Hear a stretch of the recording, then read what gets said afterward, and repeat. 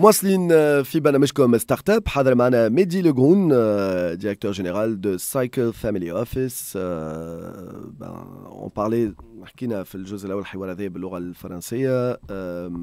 حكينا في الجزء الاول على الفاميلي اوفيس شنو، حكينا على شنو اللي قاعدين يعملوا هما، حكينا على لي ستارت اب ولي لوفي نتاعهم. اللوفي راهي هي وسيله ومش هدف في حد ذاتها، بين طريقه كيفاش معناتها تحط الاهداف نتاعك، علاش تعمل لوفي دو فون، كيفاش تصرف، شنو اللي تستعملها، هذا الكل حكينا فيه. وبدينا نحكيو ان بتي بو على العلاقه بين لي ستارت اب والمؤسسات الكبرى، وبا فورسيمون كبرى دايوغ. خذاو دي زيكزامبل حتى نتاع مؤسسات متوسطه وغيره، معناتها ينجم حتى ينشط في قطاع عادي، مثلا مؤسسه في ميدان التجاره معناتها، ولكن تكون عندها مشاكل مثلا في الفوتره نتاعها، دونك تجي تخدم مع ستارت اب، تخدم على الفوتره الذكيه وتدعم معها. فوالا هذا هو لخص رابيدمون مع شنو اللي كنا نحكيو فيه. Bonjour. De nouveau. Alors, pour la suite, on a commencé à parler quelques minutes sur l'aspect corporate, etc., et la relation entre les startups et les entreprises aujourd'hui établies. Alors, quelle approche, je sais qu'il y a des corporates qui nous écoutent, des grandes entreprises, mais pas forcément que des grandes, donc quelle approche elle pourrait, pour toutes les tailles, pas forcément que les grands groupes, quelles sont les solutions qui s'offrent à elles pour être en lien d'affaires d'une manière ou d'une autre, qu'ils soient en tant que donneur d'ordre et donc les startups en tant que fournisseurs ou alors en tant qu'investisseurs, etc. Quelles sont les différentes pistes, les différentes options qui s'offrent aujourd'hui aux entreprises pour être en lien avec les startups? Tout d'abord, il faut parler de l'enjeu. Il y a un gros enjeu qui est la transformation digitale des corporates. Ils doivent évoluer, que ce soit dans leur process et faire intégrer l'innovation dans leur entreprise. Et pour cela, il faut faire appel à des startups, parce que les startups sont tellement agiles qu'ils sont capables de déployer des solutions très rapidement. Un corporate devra avoir un chef de projet, recruter, ainsi de suite, ou même s'ils ne sont pas recrutés, ils doivent travailler sur le projet, ça peut prendre entre 1 et 2 ans. Là, on a la chance d'avoir un écosystème de startups avec des solutions brillantes. Et aujourd'hui, c'est les startups qui font le premier pas vers les corporates. Et malheureusement, certains ont la porte fermée, d'autres vont pouvoir entrer avec des conditions assez difficiles. Et donc, pour moi, il faut inverser la tendance. Il faut que les corporates plutôt, ou les entreprises, aillent vers les startups. C'est eux qui doivent aller recruter ces startups pour faire évoluer leurs solutions. Et on a différents moyens de travailler. Donc on a le fait d'aller chercher une solution basique. Donc ça veut dire que le corporate a un besoin réel sur, je sais pas moi, on va dire une technologie qu'il recherche pour son entreprise. Dans ces cas-là, il va prospecter. Il y a aussi une autre façon de faire, c'est d'intégrer directement une sorte d'incubateur à l'intérieur même de la boîte. Parce que ça leur permet d'avoir une veille technologique, puisqu'ils sont à l'intérieur de la boîte. Ils sont financés bien sûr par les corporates, les startups, pour pouvoir... et c'est, on va dire, un donnant-donnant. On les incube et en même temps, on peut bénéficier de leurs solutions. À la fin, il peut y avoir des exits même pour des startups, et le corporate peut récupérer la solution. Et donc, en plus, on réduit les coûts de production d'une solution. Et puis, il y a un troisième point. Il faut que les corporates travaillent avec les incubateurs nationaux, puissent venir faire même du mentorat, collaborer avec les incubateurs déjà existants. Je vais vous parler quand même de, par exemple, Impact Partner, parce que je les connais, que ce soit les corporates qui viennent aussi au sein de ces structures pour pouvoir mentorer sur certains sujets, mais aussi, pourquoi pas, travailler avec ces incubateurs-là et créer des liens directs. Et donc, ils ont accès à montrer des programmes. Exactement. Et ils auront accès à un pool de startups qui est là et qui, en plus, il y a un turnover. C'est-à-dire qu'ils vont voir pas mal de startups. Il y en a qui vont sortir du programme, donc il y en aura des nouveaux. Et en même temps, pour moi, c'est un devoir pour les corporates d'avoir une veille sur le sujet des startups et des technologies. Parce qu'il faut savoir une chose. Les banques l'ont compris à un moment donné, je parle par exemple de l'Europe. À un moment donné, ils voyaient les startups, il y a une dizaine d'années, voire une quinzaine d'années, les néobanques, toutes ces nouvelles technologies de fintech, comme des concurrents. Et après, ils ont compris qu'en fait, il ne faut pas qu'ils soient des concurrents. faut qu'ils soient carrément des partenaires. Et c'est là où on a vu que, je donne un exemple par exemple à Conto, en France, qui va travailler avec telle banque, et que la banque va même investir dedans. Ils l'ont compris bien tard, et il faut avoir ce genre plutôt de mindset pour les corporates, de se dire, il faut travailler avec les startups, parce que c'est un agent économique qui est extraordinaire pour la croissance du pays. D'accord. Alors pour vous, c'est ça les trois pistes. Les trois axes, oui. Les trois axes. Donc c'est travailler via enfin se rapprocher de programmes déjà existants, de gens qui font ça, travailler sur des programmes avec eux. Essayer aussi le volet investissement aussi. Il y a le volet investissement, mais je vais être transparent avec vous. Le volet investissement, c'est une évidence, hein. Aujourd'hui, les corporates, je ne vais pas dire qu'ils ne savent que investir. Mais débourser de l'argent pour débourser de l'argent et se dire j'investis et donc ils attendent une rentabilité, je veux aller plutôt sur une valeur beaucoup plus saine que d'aller chercher de la rentabilité. C'est plutôt faire travailler l'écosystème,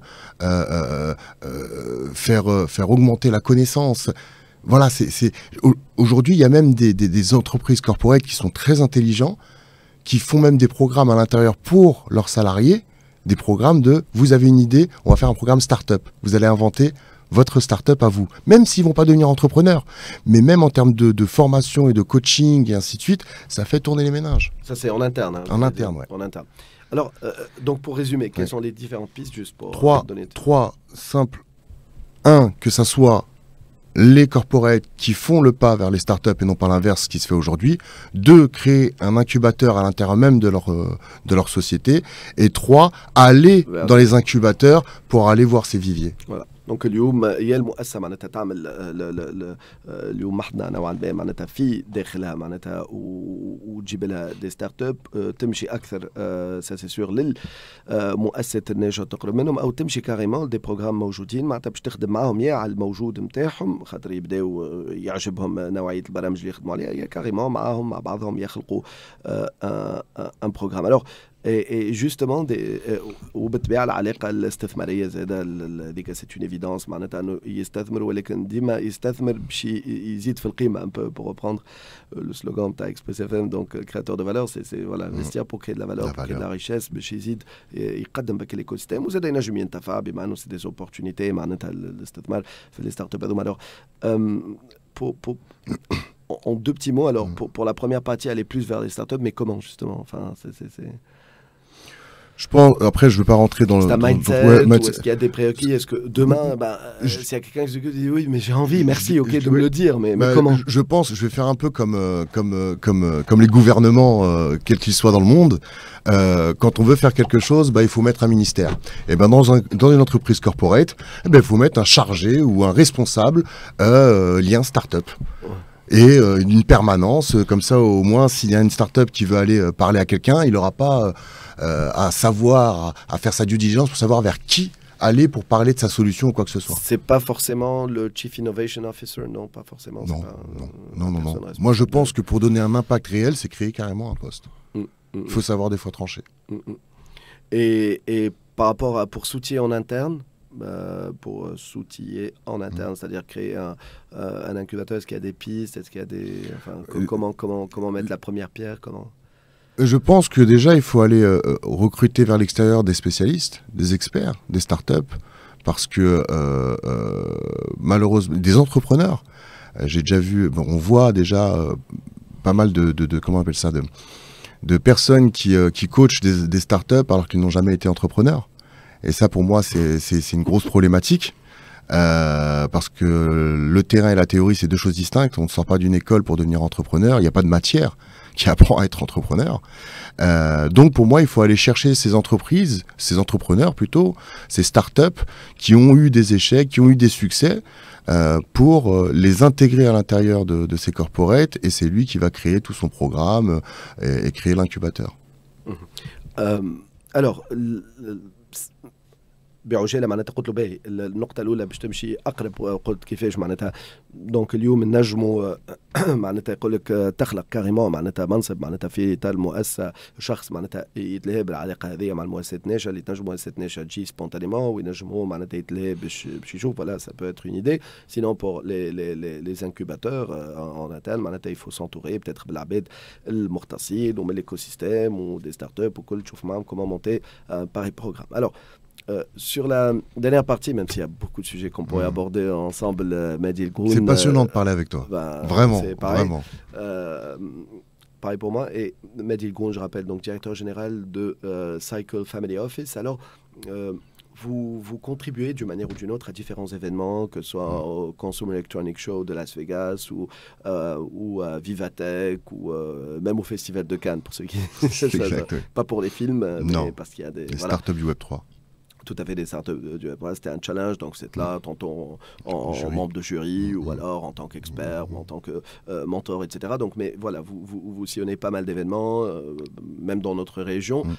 Aujourd'hui, s'il y a une question qui se pose souvent, surtout là, je parle vraiment, je m'adresse aux startups tunisiennes qui nous écoutent ou d'autres qui peuvent voir la vidéo, mais principalement startups tunisiennes. Quelle est l'importance de participer à ce type d'événement? Est-ce qu'on doit investir? Parce que souvent, on y va parce qu'on est pris en charge, parce qu'il y a un programme qui nous permet d'y participer, etc. Il y en a qui prennent l'initiative, mais c'est beaucoup plus rare. Mais en général, c'est parce qu'il y a un programme, il y a une délégation et des choses comme ça. Quel intérêt pour une start-up de participer à ce type d'événement? Et est-ce que ça vaut le coup d'investir? Et si on le fait, quelle approche, comment participer à ces événements-là? Et quand je dis comment participer, c'est pas comment, on sait, ils vont aller s'inscrire, mais je veux dire, quand on y est, comment optimiser le temps, parce qu'à part l'argent, le billet d'avion, etc., et le ticket pour y participer, c'est du temps qu'on investit, et le temps, c'est de l'argent, et c'est très, très vrai c'est vrai pour une start-up.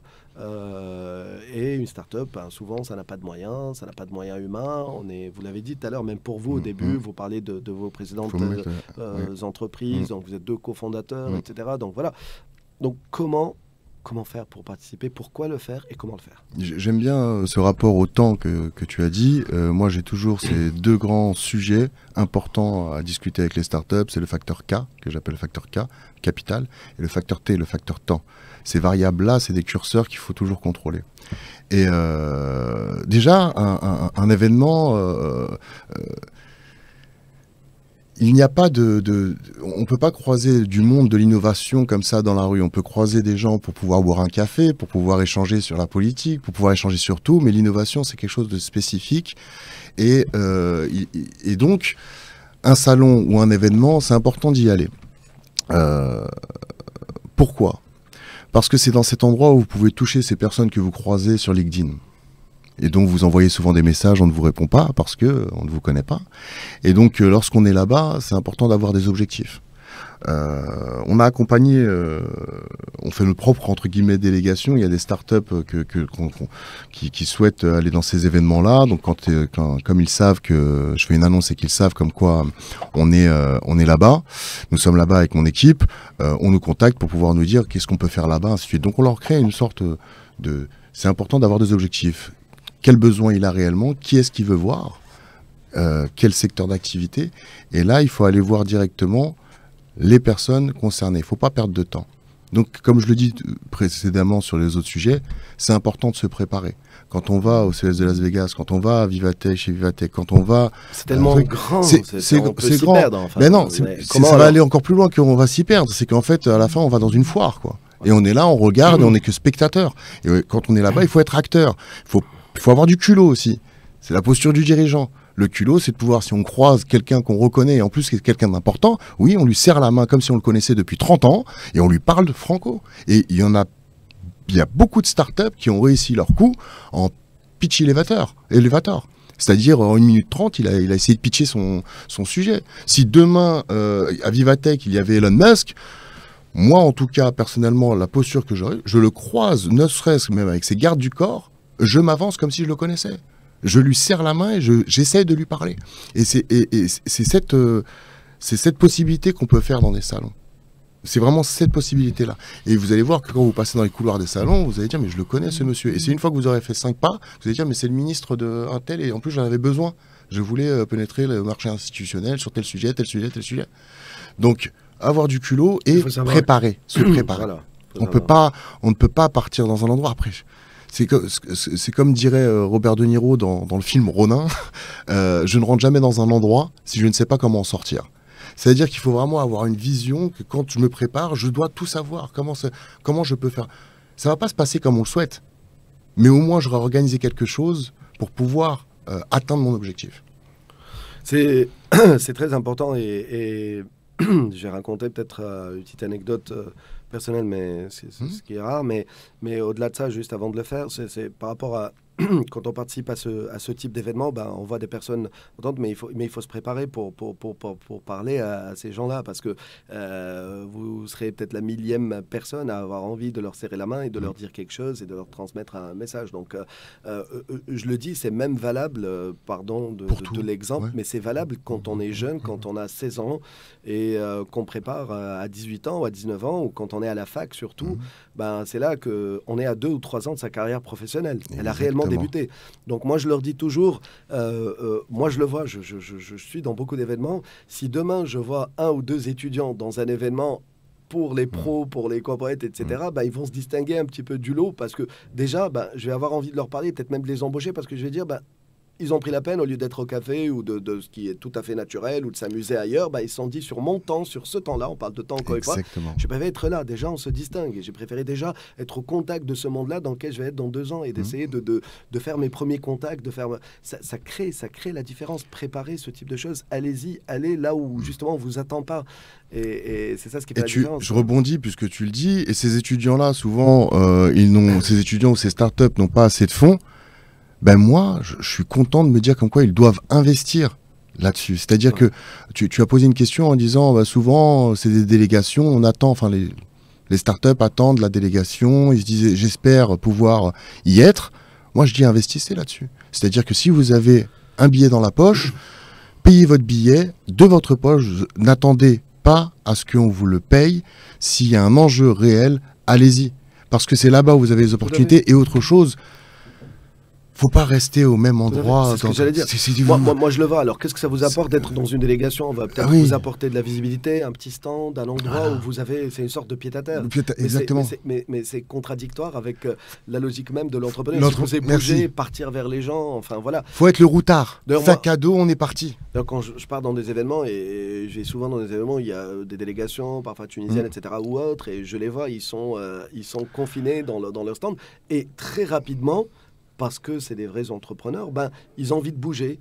Et après, c'est le dilemme, est-ce que je laisse quelqu'un derrière? Parce que si on vient me voir au stand, mais après, ils se disent, mais allez, tant pis, parce que réellement, il y a énormément d'opportunités, l'événement est tellement grand que peut-être tout le monde ne va peut-être pas venir passer devant mon mètre carré, mais moi, je peux aller les voir tous dans leur mètre carré. C'est ça. Et c'est ça ce qui et à partir de ce constat-là et à partir de ce moment-là, là, on va comprendre que, ok, c'est bien de faire partie d'une délégation parce que ça paye certains frais et tout, mais en fin de compte, de toute manière, tu peux y aller sur tes propres frais et faire pareil ou même plus que ce que tu aurais fait si tu étais dans une délégation, parce que tu es amené à bouger, à aller rencontrer J'ai une anecdote c'était mon premier article sur Challenge Magazine.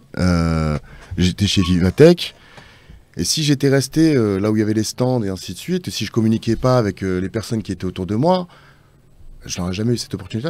Il s'avère que c'était un journaliste du magazine Challenge Magazine. J'ai échangé avec lui, je lui ai parlé de ma solution FinTech. Il m'a dit, mais c'est super. Quand est-ce que tu es disponible? Et c'est l'anecdote personnelle que j'allais raconter. C'est moi-même, alors elle est double mon anecdote, parce que moi-même en tant que journaliste, vous imaginez, quand je vais dans des grands événements, j'en ai jamais parlé, mais les interviews que vous écoutez, j'ai tel PDG, j'ai tel patron, vous imaginez que je me suis préparé, et 2, d'autres que j'arrivais pas à joindre, j'y suis allé au culot en étant sur place. Et vous imaginez bien qu'il n'y a pas une fée magique Bien qui est en sûr. train de tout me préparer ou de dire voilà, c'est Wassim Ben Larbi qui débarque à Vivatech comme je l'ai fait il y a quelques mois et qui est là pour avoir les interviews de Louis Vuitton, de machin truc, d'anticiper sur la start-up derrière, Save Your Wardrobe tunisienne qui a remporté. Enfin voilà, on y va au flair, au culot, comme vous l'avez dit, on va sur les stands, on va rencontrer du monde et c'est la nature même de notre travail. Mais il n'y a pas une grande différence at the end of the day. Donc en fin de compte, il n'y a pas une grande différence. On se prépare et puis on y va au culot et on essaye d'avoir les bonnes personnes pour essayer aussi de les intéresser. Et puis moi-même, de l'autre côté, je suis dans le rôle où on vient me voir parce que on peut éventuellement, on dit toujours, vous avez le savoir-faire, voilà, mais nous, notre rôle, c'est de le faire savoir. Donc on peut. Donc il faut toujours être à l'écoute aussi des autres. Ça va dans les deux sens. Même pour un entrepreneur, il doit aussi donner le temps pour des personnes qui veulent lui parler, pour des personnes qui veulent... Voilà, ça va dans les deux sens. Et puis, essayer toujours avoir le mindset où on veut créer de la valeur. Voilà, la valeur. Mais j'aime bien ce mot-là. Et je viens de le lire, là, créateur de valeur. J'aime beaucoup ça. Parce que j'ai fait un podcast en France sur l'argent. Le sujet, c'était l'argent. Et on parle de tout. Et je disais que j'étais mal à l'aise avec ce mot-là. Je préfère la valeur. Valeur travail, valeur ceci. Et on revient sur le sujet, l'argent est un moyen. Et là, la création de valeur, je trouve le mot important pour les startups. On ne fait pas une startup pour moi, dans ma tête, celles qui réussissent, c'est pas celles qui vont faire des startups pour gagner de l'argent, mais c'est pour créer de la valeur. J'allais dire dans quelques instants, je vais essayer de résumer un petit peu en tunisien et que je donnerai le mot de la fin, mais ce que vous venez de dire peut être un mot de la fin. Oui, j'ai vu que je me suis étonné à faire une conclusion avec une... Je vais quand même laisser l'opportunité dans quelques instants un mot de la fin pour vous adresser peut-être aux entrepreneurs qui nous écoutent et tout, mais je vais essayer de résumer. Donc, اللي حكينا عليه من قبيليك حكينا على لخصت قبيليك بالنسبة les approches تاع لي كوربا etc. mais حكينا على les événements معناتها اليوم ديما لي ستارت اب يخمم يقول ما عنديش فلوس ممكن ما عنديش وقت باش نمشي ليفينمون استثمار نتاع وقت فوك سو سوا رونتابل لازم يمشي ما ينتظرش انه فما ديليغاسيون ولا شكون باش يمولوا وشكون باش يهزوا parfois ça ne coûte pas spécialement cher on peut avoir des tickets khas en amont etc. mais par contre مش تمشيو pour le plaisir d'y aller ça peut être pour le plaisir hein, pour s'informer pour voir تشوف معناتها شنو اللي صاير وكل ولكن تمشي على خاطر تحضر برنامج شكون تحب تقابل كيفاش تقابل بيان سور فما عباد ما برمجش باش تقابلهم باش يعرضوك لازمك تعرف كيفاش vous les approcher كيفاش تحكي معاهم et voilà il faut pas hésiter à aller dans ce type d'événement même si نعرف اللي هو استثمار ساعة ماهوش رخيص كالطيارة etc. وتيل وكل mais il faut voir mais bien sûr معناتها مش تمشيو ورميو رواحكم mais حضر روحك minimum ومشي وشاركوا parfois ça ne coûte pas spécialement cher واللي باش تعملوا في ديليغاسيون وحتى ساعة نشوف عباد يقول خسارة ما نجمتش ندخل في الديليغاسيون الفلانية يفان ابل على كانديداتور ونقيت امشي وحدك معناتها وتمشي وتطلع عليهم وتقف بحذاهم ومثالش ما عندكش كل ستاند بتاتر بالواقفة مي بالعكس تمشي تشوف العباد تمشي تدور تمشي تحكي تحاول سي فري كي تمشي ديليغاسيون ينجموا يحلوا لك بيبان ما انت بيدك تحل بيبان وحدك معناتها تمشي وتحكي مع les différents participants etc. voilà enfin voilà هذا اللي حبينا نحكيو عليه معناتها على الابروش دونك بالنسبه ليفينمونسيال علاش جبدناه خاطر ميدي الجرون معناتها يشارك دونك il est membre de jury في الكونسوم الكترونيك شو لاس فيغاس في فيفاتك في كان avec les startups web.3 oui c'est ça pardon web3 c'est ça web3 ouais وغيره معناتها فهمت دونك حبينا نحكيو على ليفينمونسيال هذا وكيفاش المشاركه فيه كومون اوبتيميزي لا بارتيسيباسيون وفي الاخر باش نخلي له كلمه ختام دونك جو laisse un petit mot de la fin. Petit mot de la fin, ayez du culot, de l'audace et surtout lorsque vous entrez dans une pièce quelconque, vous êtes chez le médecin, vous êtes à un endroit où vous attendez quoi que ce soit, lorsque vous croisez des personnes, on est des mammifères avec une relation sociale, il faut savoir qui est qui fait quoi, parce que des fois, vous pouvez être à côté d'une personne qui pourra vous débloquer toutes les opportunités. C'est une vérité absolue. Faut pas être introverti.